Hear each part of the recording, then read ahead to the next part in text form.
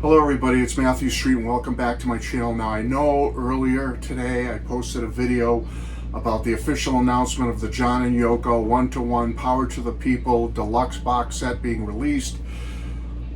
Both the concerts, 92 bonus tracks, all this great stuff, all these extras. You heard me talk about it. I'm sure you've heard others talk about it. Well, we finally get additional word and an update on a scandal, which I think it's an absolute scandal. It's an absolute travesty.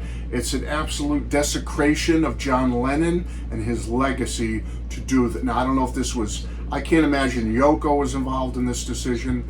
Possibly Sean must have been involved in this decision. Who else is part of the Lennon Estate executive team or whatever you call it? Who made this decision? Who made the decision to totally wipe off the map one particular song from some time in New York City, "Woman is the N-word of the world"? It looks like it's going to be wiped off the visual concerts, if we get that. It's going to be wiped off the audio of the concerts. It's going to be wiped off sometime in New York City. It's going to be wiped off any printing on the brand new deluxe lenticular cover box set of this great release coming October 10th that we spoke about. It looks like it's being erased from history, erased from memory. And you get a few people saying, well, no, Matt. They're going to be cagey about it. They're going to make it a secret bonus hidden track. I don't want it to be a secret bonus hidden track. That's the most ridiculous thing I ever heard. Oh, so we're going to wipe it off and we're going to keep it away and push it under the carpet. Ooh, we're going to sneak it over here as a bonus little extra track, a hidden Easter egg, as it were. That's a bunch of crap. Bullshite to Sean.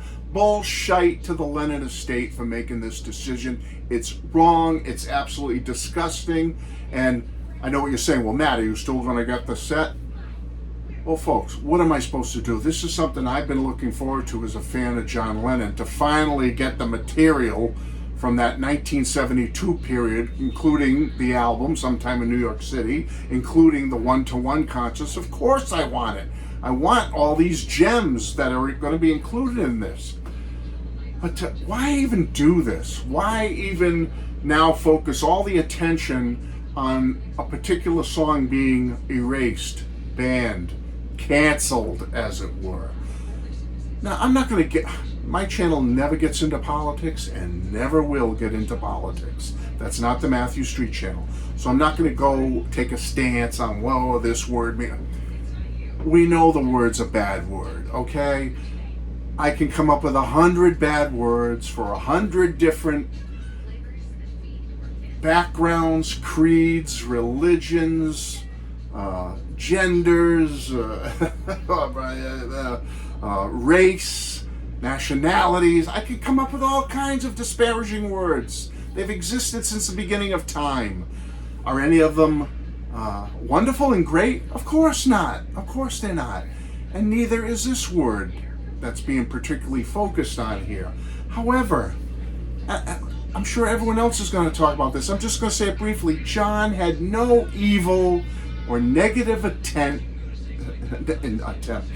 intent towards women or any particular race with the use of this song. He was using it to send forth a message about the treatment of women, how he had been in his younger days with the way he treated the women in his life, and how he had grown, how he evolved, and what he became as far as his respect and love for Yoko and women of the world through his growth, through his maturity, through his getting older, okay? So whoever did this is a clown, is a fool. It's always been the elephant in the room with why this album hasn't gotten a release yet. We got Plastic Ono Band, we got Imagine, now we got Mind Games. They skipped over 1972, went right to 1973. Now we're back to 72 finally, and this is what they do.